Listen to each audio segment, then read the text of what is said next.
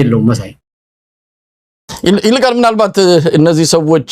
ራሳቸው ይናገራሉ መልሰው ራሳቸው የተናገሩትን ያዳምጣሉ ከዛ ደስ ይላቸዋል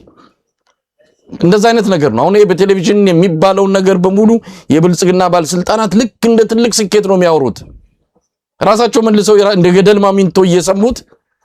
ምን ያህል ትልቅ እንደሆኑ ለራሳቸው የሚሰጡት ነጥብ ያው በቅርበትም ስለምናቃቸው ነው እርስ በርስ እየተደዋወሉ እኮ እንትና እንዲያለ እንትና እንዲሰምታል እኮ የሚባባሉ ናቸው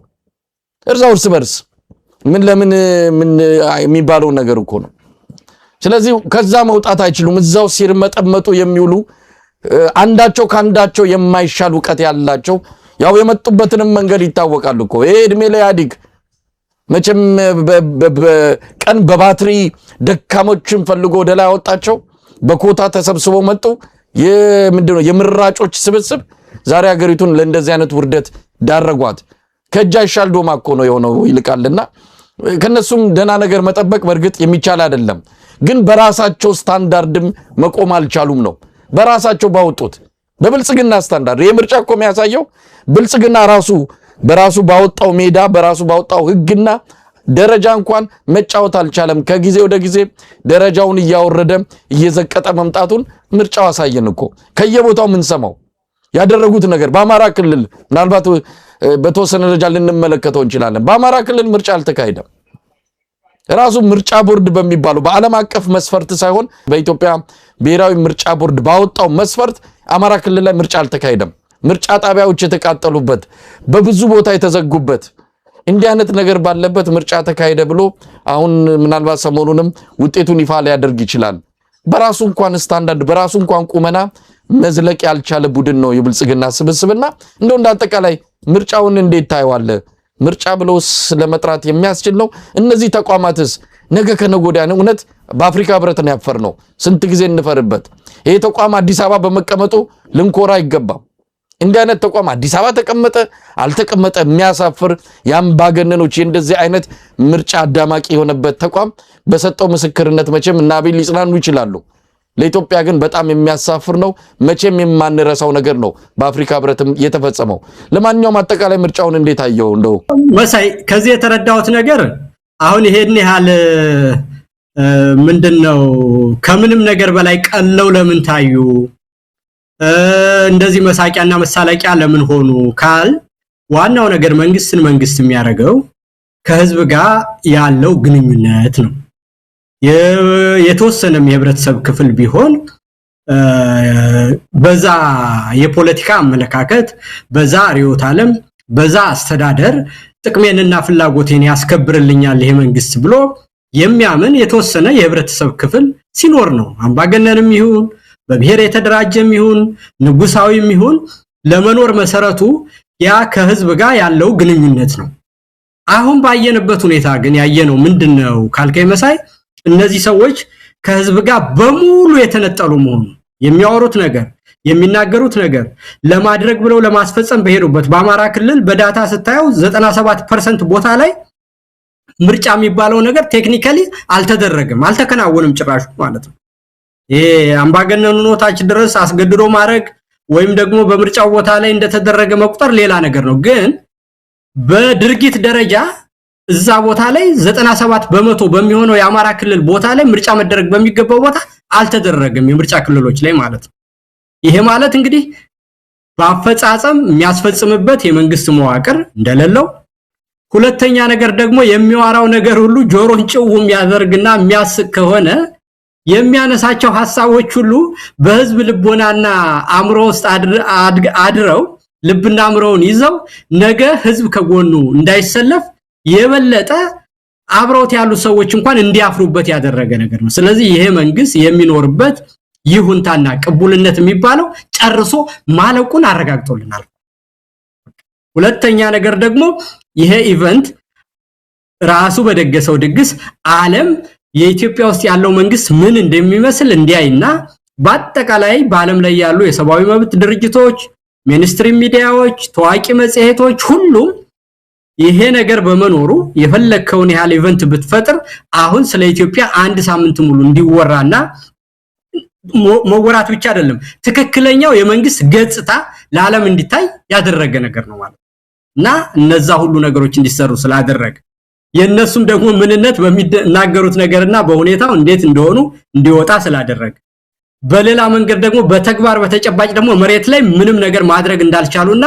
97% የሚሆነውን የአማራ ክልል ውስጥ ምርጫ ማድረግ እንዳልቻሉ ቢያንስ በተጨባጭ ማውቀው ነው ነገር ከዛ በኋላ ደግሞ እንግዲህ በኮታ ነው መንግስቱ ያለው አይደል መሳይ በኮታ አይደል የተዋጡት የአማራ ተወካይ እንግዲህ ተብለው እኮ ነው ዳንኤል ክብረትና ተመስገን ጥሩ ነው ያለው አይደል እና እነዚህ ሰዎች የሚያወሩትን ነገር በሚዲያ ያያቸው እንግዲህ አሁን ምርጫ ተካሂዶ መንግስት ምንድነው ህዝብ ምንድነው የህዝብ ቅቡልነት ምንድነው የሚለው ስታይኮ አሁን ተመስገን ጥሩ ነው የአማራን ህዝብ ታሪክ አስብና ጥንታዊነቱን ህግ አክባሪነቱን ለሀገር ያሳለፈውን ነገር ያለውን የስነ ጽሁፍ የታሪክ የብሂል የነዛን ምቅ ሀብቶች ሁሉ አስብና የሚናገረው ነገር ይኸው እንግዲህ አማራ ተወካይ ተብሎ ተመስገን ጥሩ ነው ምክትል ጠቅላይ ሚኒስትር ኢትዮጵያ ውስጥ የሆነ ሰውዬ በገጹ የሚለው እኔ እኮ ቀደም ብያለሁ እኮ እንደው አንዳንዶቹ የነሱን ስም ለማጥፋት የሚዲያ ሰዎች ሳቦታጅ አርገዋቸው ነው እንኳን እንዳትል እኮ ነው ራሳቸው በገጻቸው ዳንኤል ክብረትና ተመስገን ጥሩ ነው እንደውም አሁን እኔ አብይ ሳይሻል አይቀርም እውነት ነገር አይካልከ እኔ አሁን በሚናገሩት ነገር አብይ ቀጣፊ ነው አታላይ ነው የሆነው ነገር ሁሉ ራስ ወዳድ በመሆኑና ስስታም በመሆኑ እዚህ ደርሷል በሁሉም ነገር ውስጥ በጣም አስነዋሪ ሰው እንደሆነ አቃለሁ የተመስገንንና የዳንኤልን ያህል ግን ወራደ ሆኖ አላገኘሁትም በዚህ ምርጫ ውስጥ እውነት ነገር አይካልከ እና እነዚህ ሰዎች የአማራ ተወካይ ናቸው አማራን ወክለው ኢትዮጵያን በታሪክ ያስተዳደሩ ታዲያ እንደዚህ ከሆነ እነዚህን ሰዎች እንድናይ ካደረገን መልሱ ማለት ነው የአማራ ተወካዩ እንዴት እንደሚያይ ተመስገን ጥሩና በፌስቡክ ገጹ የሚለጥፈው ሰዎች እኮ እንትን ይያሉ ይልኩልኛል እኮ መሳይለኔ በዋትስአፕ አይዋለሁ የዳንኤልንም እንዲህ ያለ ተብሎ ሰማለሁ አብይም እኔ የሚያሳዝነኝ ምንድነው የሚያሳስበኝ አሁን ህዝቡ ሳይሆን የተመረጠው ሰው ነው አለኮ በቃ ይሄ ህዝብ የመረጠው ሰው እንደዚህ ነው አለ ተብሎ አንድ 5 ደቂቃ እንትን ተቆርጦ አይቻለሁ ያ ማለት ይሄው እንግዲህ 38 ሰው ዛሬ ሲሞት ምንም አይልም እሱ እንደዛ ተመረጥኩ ካለ በኋላ ማለት እና እነዚህ መሆናቸውን እንድናይ ስላደረገን በድምሩ ይሄንን ምርጫ በአንድ መልኩ ልናመሰግነው ያስፈልጋል ዓለም እንዲህ አርጎ እንዲያይ እነዚህ ሰዎች ራቁታቸውን የቀሩ ምን ያህል ወራዳ ሰዎች ቤተ መንግስት እንደተቀመጡ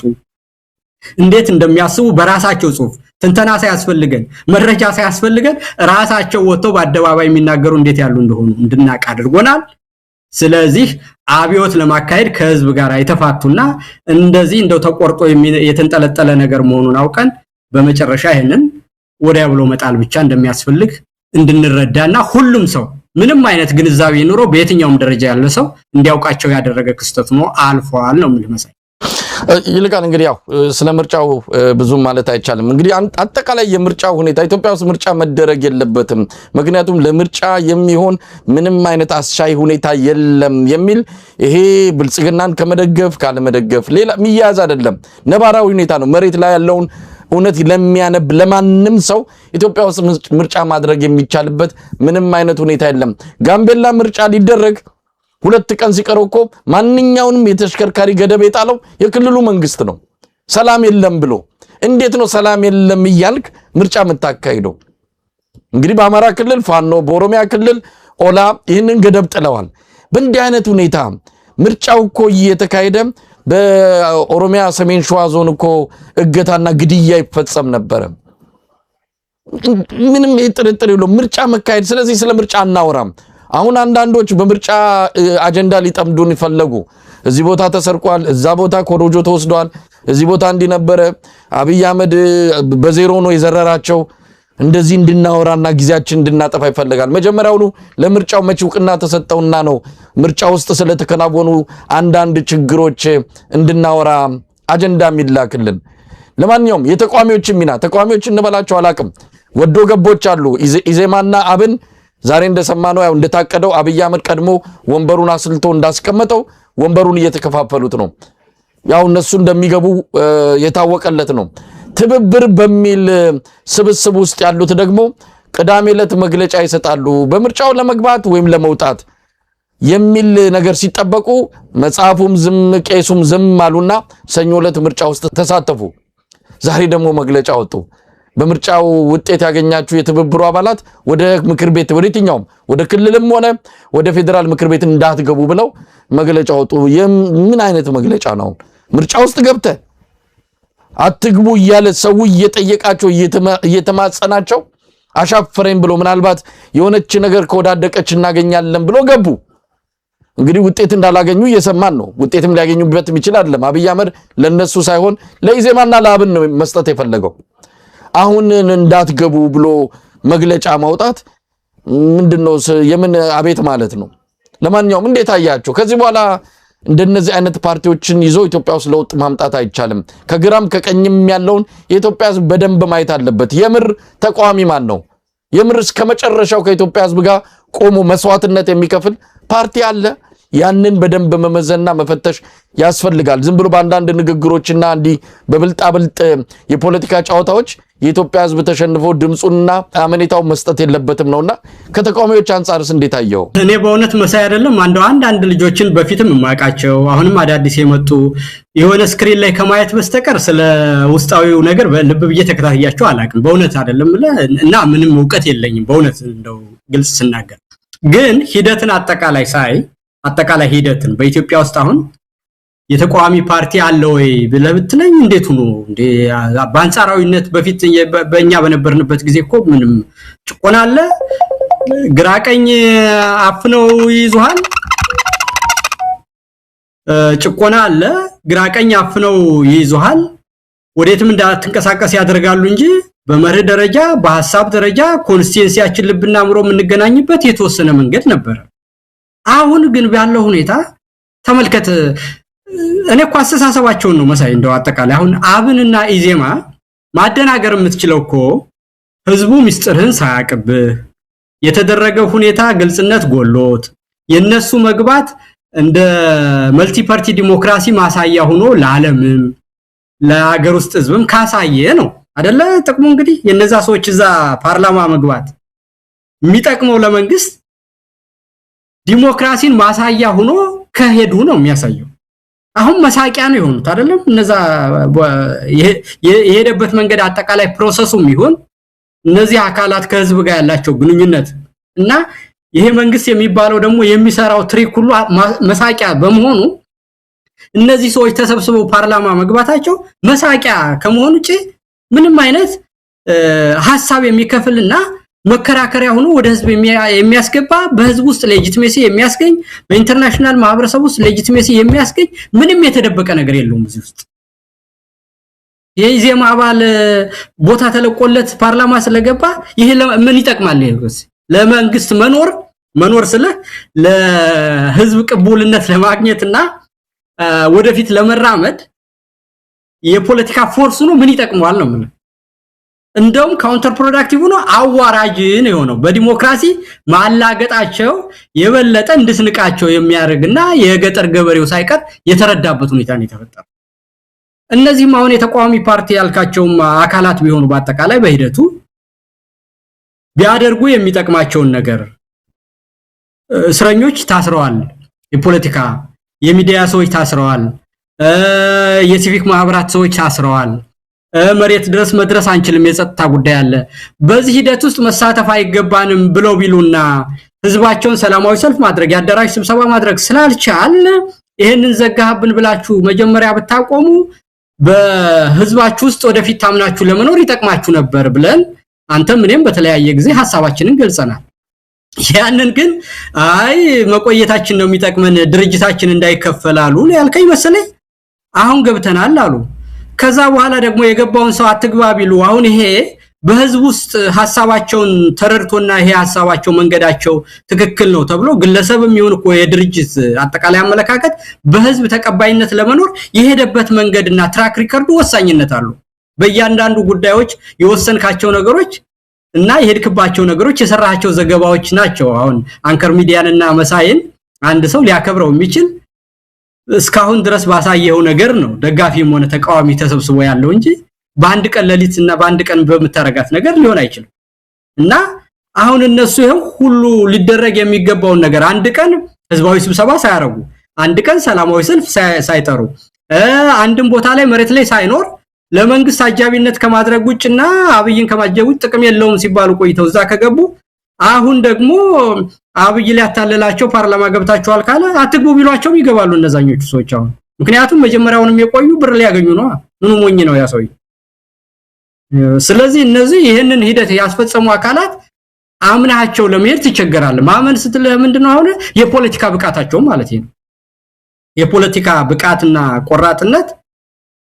ያላቸውን ካራክተርና ካሬጅ በሙሉ አምሮ ሰው እኮ ሲከተል ልቡን ዋጋ ሊከፍል ቤተሰቡ ቢታሰር ቢፈናቀል ቢገደል ነገ ለውጥ ያመጣልና ዳር ያደርሰኛል ብሎ ነው አንድ ሰው የሚከተል አይደለም ገንዘቡንም የሚሰጥ ያንን ለማድረግ ከሆነ ለነዚህ ድርጅቶች እንዴት አርጎ ይረዳቸዋል እኔ ዝም ብዬ እነሱን እየሳስብ ማለት ነው ህዝብ እንዲከተል ካስፈለገ በመትሄድበት ጊዜና በውሳኔዎች ኢንተግሪቲን ማሳየት አለበት አርቆ ሐሳቢነትን ማሳየት አለበት ለዛ ያለህን ደግሞ ደፋርነት ማሳየት አለበት ለዛ የሚያስፈልገውን ካራክተር ዴቭዝና የድርጅት የውሳኔ አሰጣጥና የህዝብን ልብና አምሮ የማያዘን ሁኔታ ይጠይቃል እነዛ ነገሮች በማይበት ጊዜ በእነዚህ አካላት ምንም አይታይም ስለዚህ አሁን ያለው ነገር በምርጫውና በምርጫው አካባቢ ዙሪያ ያለው አካል ለለውጥ መሰረት ይሆናል የሚል እምነት የለኝም አሁን ሳጠቃለለ ማለት ስለዚህ መደረግ ያለበት ምንድነው ካልከኝ አጠቃላይ የኢትዮጵያ ህዝብ በሚመስለው አደረጃጀት እየያዘ የሰላማዊ ትግሉንም የታጠቁ ሰዎች ራሳቸውን መከላከልም በተለያየ አካባቢ መንግስት ስለሌለ የሚገደሉ ሰዎችም ራሳቸውን ተከላክለው እውነተኛ መንግስት ለማቆም የሚደረገውን ትግልም ራሳቸውን የመከላከል ነገር በህግም በእግዚአብሔርም የተፈቀደ ነገር ስለሆነ እነዚህ ሰዎች ካራክተሩ ለማንሳት በሚደረገው ትግል ውስጥ ሁሉም የየራሱን ድርሻ ባለበት ቦታ ላይ በቆራጥነት ምንም ምርጫ እንደሌለው አየነው ደጋግመን ስልጣን ላይ የተቀመጡ ሰዎች እንዴት እንደሚያስቡ ይሄ ምርጫ ፍንትው ብሎ አሳየን በቃ ሌላ ነገር አይደል ይሄንን ካየን ደግሞ ሌላ በታምር የሚመጣ ነገር ከሌለ በትግል ነው ነገሮች የሚለወጡ ያህንኑ መራራና ወሳኙን ትግል አድርጎ ወደ ወደተኛው ድል መጓዝ ብቻ ያለን አማራጭ መሆኑን እንዳገርም እንደ ህዝብም ሳናወራውል ማመን አለብን መሳይ ኢንጂነር ይልቃል ምናልባት አንዳንዶች እንደው የአብይ አህመድ ምርጫ ምን ሊሆን እንደሚችል ያወቁ ግን አገም ጠቀም የሆነ መስመር ላይ የቆሙ ወይም ራሳቸውን ራሽናል በቃ ምክንያታዊ ፖለቲካ አድርገው ግድ የለም ቤተ መንግስት የሚገባው ስልጣን የሚያዘው በምርጫ ብቻ ነው እስቲ ለዚህ ምርጫ እድል እንስጥ ብለው በእንደዚህ አይነት አቋም ይሄን ምርጫ ሲጠብቁ ያሉትም ሰኞ ዕለት ተስፋ ካልቆረጡ እነዚህ ሰዎች እንደውም ከነ አብይም የተሻሉ አይደሉም ስለዚህ ተስፋ መቁረጥ የሚያስፈልግ ምናልባት በምርጫ ስልጣን ይያዛል ብሎ እንደው ትንሽ ገራገር የሆነ አቋም ይዞ ያለም ካለ ሰኞ ዕለት ጥሙ ሊቆርጥለት ተስፋው ሊቆርጥለት ይገባል በቃ በምርጫ ኢትዮጵያ ውስጥ አብይ እስካለ ድረስ ስልጣን መያዝ እንደማይችል ያከተመ የደቀቁ ፋይሉን መዝጋት እንደሚገባው ያረጋገጠ ነው ምርጫውን በዛ መልኩ ነው ያየሁት በትንሽዬ ጭላንጭል እንኳን ተስፋ ያለው ካለ ያቺ ተስፋ ድርግም ብላ የጠፋችበት ዕለት ነው ብሎ መውሰድ ይቻላል ከዚህ በኋላስ ነው እንግዲህ ኢንጂነር ይልቃል ከዚህ በኋላስ ምንድነው ወዴት ነን እንግዲህ አውቀናል ማለት እኛ ካወቅነው ቆይተናል ያላወቁትን ምስቲ ድል ይሰጣቸው የተባሉ 1% ይሆኑ 1% ይሆኑ እነሱም አውቀውታል ከዚህ በኋላ ወዴት ነው የምናመራው የአብይ አህመድን የ5 ዓመቱን ድግስና ጥምቀት እየጠበቀ ሰው የኢትዮጵያን ምጥ ማራዘም የኢትዮጵያን ስቃይ ማራዘም የለበትም ይሄ ሰው ከዚህ በኋላ በስልጣን በቆየበት በእያንዳንዷ ደቂቃ ኢትዮጵያ እየሞተች ተስፋ እየጨለመ ነው የሚመጣው ስለዚህ ምን ይደረግ ከዚህ ተነስተን ወዴት እንሄዳለን መጪው ጊዜ ምን ይመስላል የሚለው እንደው ባጭሩ መግለጽ ከተቻለ መሳይ እንግዲህ እውነትን ነው በአጠቃላይ አሁን እስካሁን የሆነውን ነገር ሁሉና ያለንበትን ሁኔታ አየነው ያየነውም ደግሞ በትንተና ሳይሆን ባይናችን በብረቱ በተግባር በሆኑት ነገሮችና በመገለጫዎቹ ግልጽ ብሎ ተነገረን ይሄ ከሆነ ከዚህ በኋላ ምን እናደርግ ነው ይሄ ደግሞ እንግዲህ ወደኛ ይመጣል መሳይ ወደኛ ይመጣል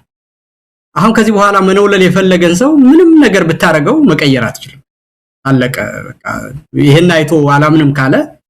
አንደኛ በኢትዮጵያ ህዝብ ደም እየመጠጠ የሚበላ የሚጠጣና ሆዱን እየሞላ መኖር የሚፈልግ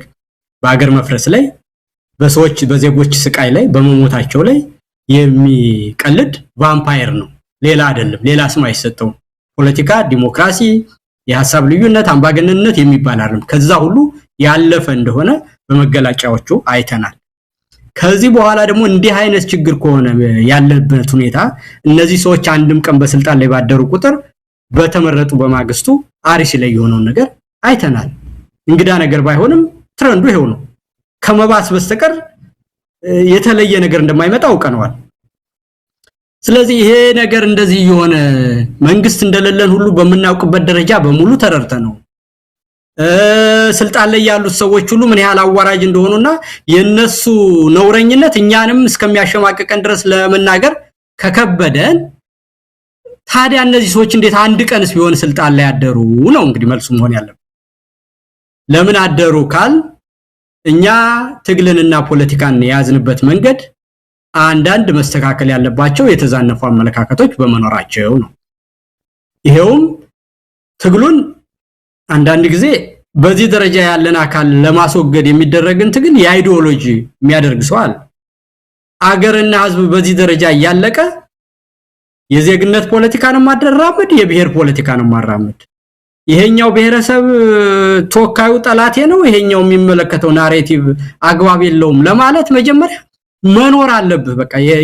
የሁሉ ነገር መሰረት መኖር ከሆነ እኔ የምፈልገው በዜግነት ላይ ያለ ፖለቲካ ነው ወይም ደግሞ የዚህ ማህበረሰብ ባህልና ሃይማኖት በሚገባ አልተጻፈም አልተነገረም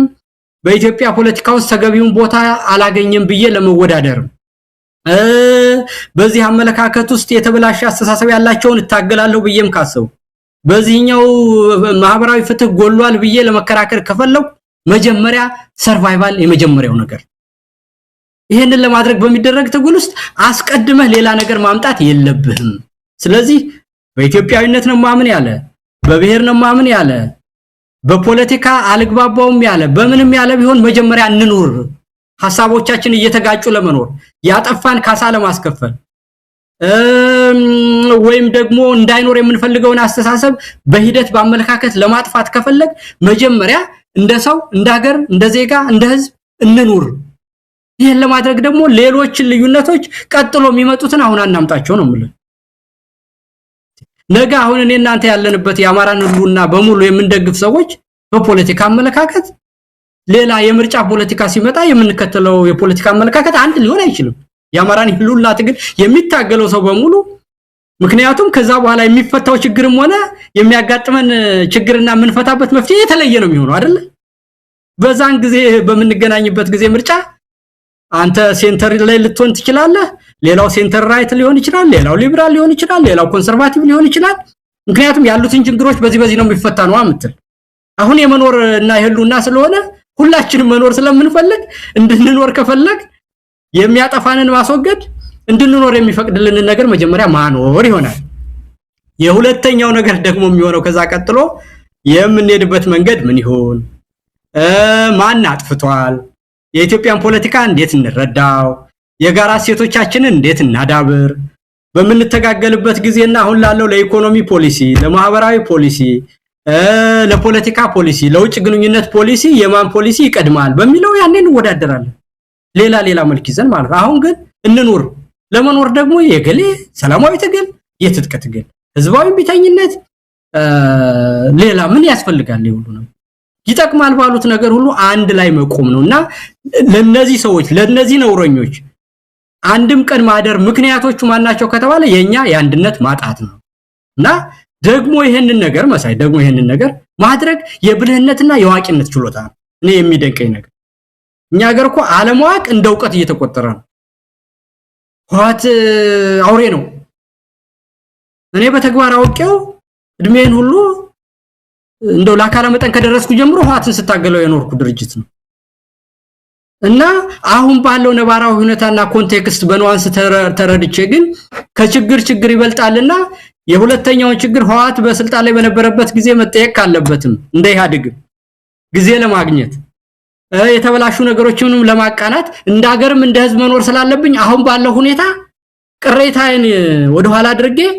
የጋራ በሚያረገኝ ነገር ላይ ነው መስራት ማለት ትልቅ ችሎታ ነው። አንደኛ ትግስትን ይጠይቃል፣ አርቆ ሐሳቢነትን ይጠይቃል፣ ከችግር መዋቅን ይጠይቃል፣ የፖለቲካ ብስለትን ይጠይቃል። መፈክር ማሰማትና መጥላት ግን ምን ፖለቲካ ይጠይቅ? ይሄንን ነው ማድረግ አንድ ላይ መቆም የትግል ስልት ምርጫ የአይዲዮሎጂ ምርጫ በህልውና ሂደት ውስጥ ቅንጦት ናቸው። ግን ይሄን ስል የትኛው የበለጠ ይጠቅማል የሚለውን አሁን ባለንበት ሁኔታ መያዝ ጥሩ ነው። ለምሳሌ የአዲስ አበባ ህዝብ ብቻውን ቢነሳ ዛሬውኑ መንግስት መለወጥ ይችላል። ያ መንግስት ግን ተለውጦ ልክ ያለው ነገር እንደ የመን እንዳንሆን እንደ ሲሪያ እንዳንሆን እንደ ሊቢያ እንዳንሆን ካስፈለገ ደግሞ ኃይልና ጉልበትን የሚያስከብርልን ደግሞ ወታደር ያስፈልገናል አይደል? ስለዚህ የታጠቀው ኃይል ግዴታ ያስፈልገናል። አሁን በኢትዮጵያ በመንገኝበት እኔ በሰላማዊ ትግል የማምን ሰውዬ ለህልውና የሚያደርጉት ትግል እንዳለ ሆኖ ደግሞ በኢትዮጵያ ውስጥ ሰላምና መረጋጋት ኑሮ እንዲኖር ካስፈለገ የዜጎችን ሰላምና ደህንነት የሚያስከብር ለህልውና ከመታገሉን ባስቸገር ለወደፊቱ ሰላምና መረጋጋትና የተረጋጋ ለውጥ እንዲኖር ካስፈለገ የታጠቀ ሰው ያስፈልጋል። ለምን ሊቢያን አይቼዋለሁ። ዝም ብሎ ባንዲራ ያውለበለቡ መውጣት መጨረሻው ምን እንደሆነ አይቼዋለሁ። ሲሪያን አይቼዋለሁ። የመንን አይቼዋለሁ። እና ዝም ብዬ ሰልፍ ያደረኩ ጠመንጃ ያስፈልግም ይያልኩ እንደነሱ ለመሆን ነው ፈልገው ነው። ምኑን ነው ታዲያ የተማርነው? ዓለምን የተረዳ ነው ምኑን ነው ያነበብነው? ምኑን ነው መፈክር ነው ማሰማው? ዝም ብዬ ሰላማዊ ትግል እወዳለሁ ማለት እና ያለውን ነባራዊ ሁኔታ አውቆ ከተለያዩ ህብረተሰብ ክፍሎች ጋር ያለን ችግርን አጣጥሞ ራስን አጀስት ማድረግ፣ የቅራኔ አያያዝን በቅደም ተከተል መያዝ፣ ወቅቱን የሚጠይቁ የትግል ስልቶችን መምረጥ፣ ከችግር ችግር ይቀድማል ብሎ ቅሬታንና ቅራኔን ለነገ አሳድሮ ዛሬ አንድ የሚያደርገንን መስራት ብልህነት ስለሆነ በብሔረሰብ የሚያምን በአንድነት የሚያምን በሰላማዊ ትግል የሚያምን በህዝባዊ ቢተኝነት የሚያምን ለህልውና ታጥቆ የሚታገል ሁሉ አሁን ባለበት ሁኔታ ችግሩ አንድና አንድ አይነት ስለሆነ ይሄውም ያሉ ነውረኞችን ከስልጣን አስወግዶ እውነተኛ መንግስት ማቋቋም ስለሆነ በጋራ መቆም ባለበት ቦታ ሁሉ ቢማለትና ከልዩነት ይልቅ አንድነት ላይ ማተኮር ወቅቱ የሚጠይቀውና ምን እናደርግ ለሚለው እውነተኛው መልስ ችግሩም ያለው እዚህ ላይ ነው፣ መፍትሄውም ያለው እዚህ ላይ ነው ማለት ነው። አንድ ባልሆንና ይሄ ነገር በዘገየ ቁጥር የመፍረስ እድላችን የመጨራረስ እድላችን እነዚህ ሰዎች ስልጣን ላይ በቆዩ ቁጥር የሚያደርጉብን አገራዊም ሆነ የተለያየ ህብረተሰብ ክፍል ጥቃት ይቀጥላል። ድክመቶቻችንን አርመን ግን እነዚህ ልዩነታችን አጥብበን ወደ አንድ ብሔርንና አንኳር ጉዳዮቻችን ላይ አተኩረን ሌሎችን ለነገ አድርገን በአንድ ላይ እስከተመምን ድረስ ደግሞ በቀናት ውስጥ ወደ ውጤት እንደርሳለን ማለት ነውና በዚህ ደረጃ ማተኮር አለብን የሚል ነው መሳይ እንደው ማጠቃለያ። ምናልባት ወደ ኋላ አሁንም መመለስ የሚያስፈልገው ነው አይደለም፣ ግን ይሄ መንግስት በዚህ ምርጫ ያረጋግጠው ነገር አለ። ያው አንደኛ ምርጫ እድሜ ሊያስቀጥልለት እንደማይችል ከሚገባው በላይ የኢትዮጵያ ህዝብ መረዳት ያለበት ጉዳይ ነው። ብዙ ስርዓቱን ከስልጣን ሊያስወግዱት የሚችሉት የህዝብ አመጽ ሊቀሰቅሱ የሚችሉት የህዝብ አመጽ እንዲመጣ ገፊ የሆኑ ምክንያቶች በስፋትና በተለያየ መልኩ እየመጣ ስለሆነ የዚህ ስርዓት እድሜ በምርጫ ሊቀጥል እንደማይችል በሚገባ ተረድቶታል። ስለዚህ ኃይሉን አቅሙን አጠናክሮ ወደ ሙሉ ማፈል ሊገባ እንደሚችል ነው አሁን በመናገኛቸው መረጃዎች የተረዳ ነው። በምርጫ ስልጣን የያዘ አካል በምርጫ ህዝብ ይሁንታ ሰጥቶኛል በቀላሉ ከስልጣን በህዝብ አመጽ ወርዳለሁ ብሎ ሊሰጋ ይገባም ነበር።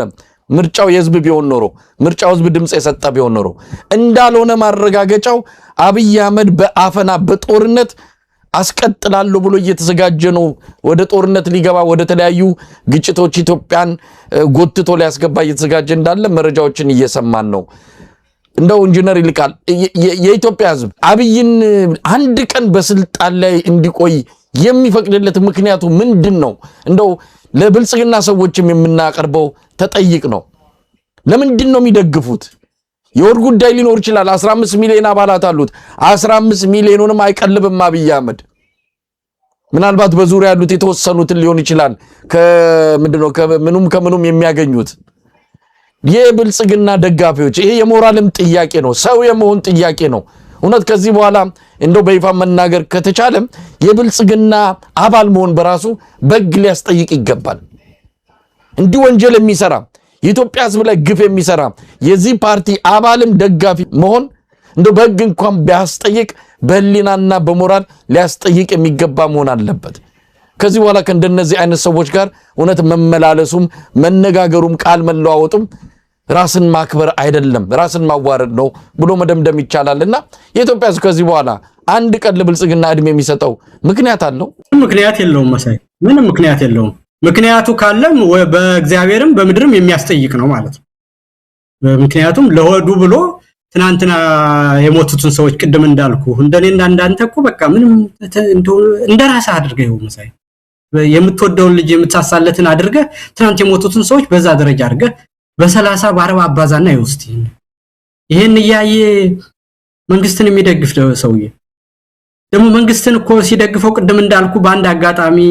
በብሔረሰብ በሃይማኖት በስሜት በሆነ ነገር በተፈጠረ ነገር ቢሆን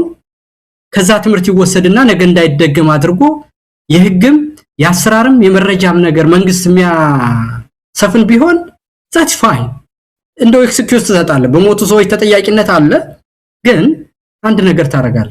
ይሄንን አላየውም አልሰማውም የሚል ለ8 አመት በተከታታይ እንዲደረግ የሚያረግ የሰዎችን ህይወትና መና ህልም ያላቸውን ሁሉ ባዶ የሚያረግ ህዝብን እንደዚህ የሚያበሳጭና የሚያናድድ እንደው ከመንግስትነት እንትን በተቃራኒ የሆነ እኮ ነው እኮ አሁን የሆነ መንግስት ሊከላከለን የሚገባው ነገር የሚገለን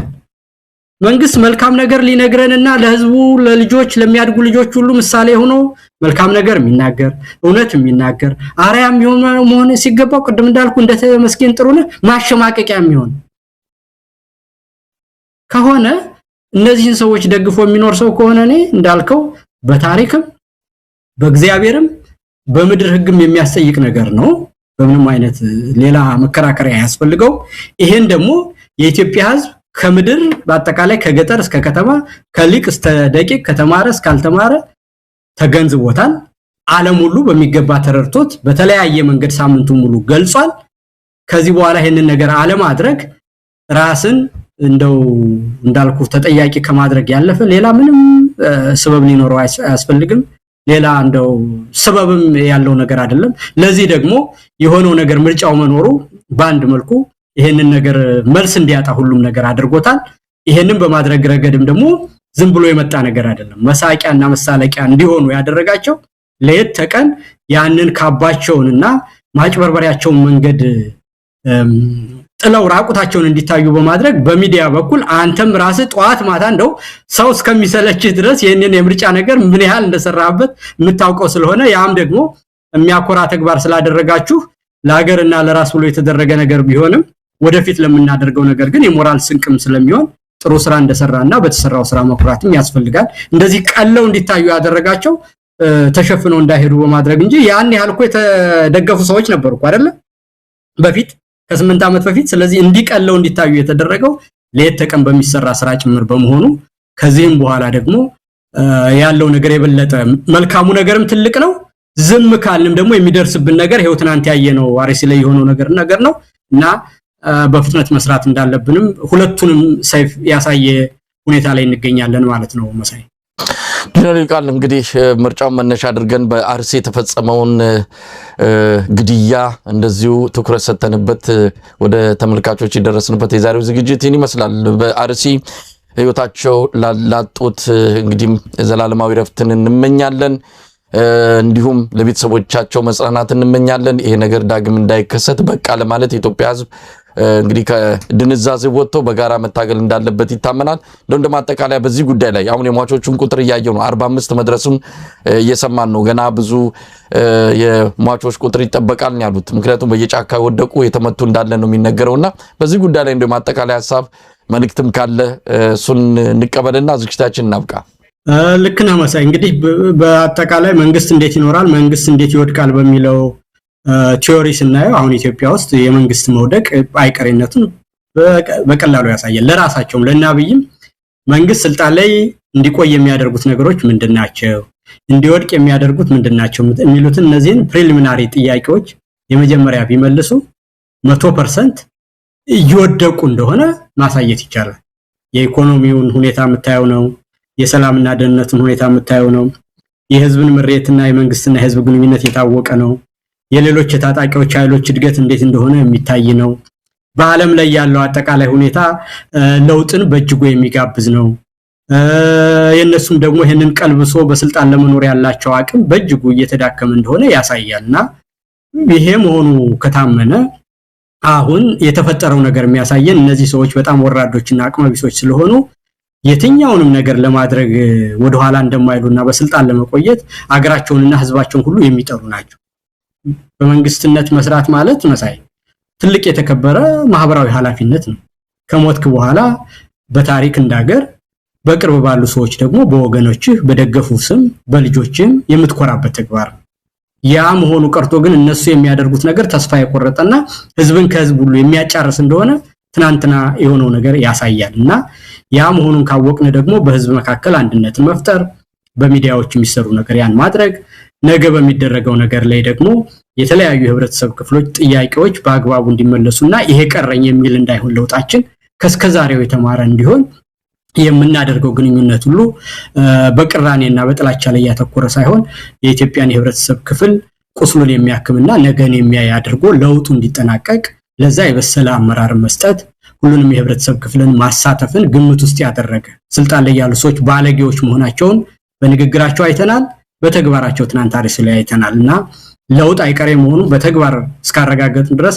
ለሚመጣው ለውጥ ደግሞ ስጋቶቹ ምንድናቸው የሚለውን ሁሉ ጊዜ በአእምሮአችን መያዝና በንቃትና በጥንቃቄ መስራት ያስፈልጋል ራስን የመከላከሉና የመታጠቁ ነገር ግን የግድ ይላል ለውጥ ግን አይቀሬ ነው አንድም ቀን ቢሆን እንዳያድር ደግሞ አንድነታችንና በጋራ መቆማችን አድርገን በትብብር ወደፊት መትመም አለብን ነው መሳይ ማጠቃለያዬ በጣም አመሰግናለሁ ኢንጂነር ይልቃል ጌትነት እንግዲህ እንደተለመደው በኢትዮጵያ ወቅታዊ ሁኔታዎች ላይ በማተኮር ለተመልካቾቻችን እይታን ያካፈልክበትን መድረክ ነው የተከታተልነው በጣም አመሰግናለሁ እግዚአብሔር ይስጥልኝ መልካም ቀን አመሰግናለሁ እኔም መሳይ በርታልኝ ባለ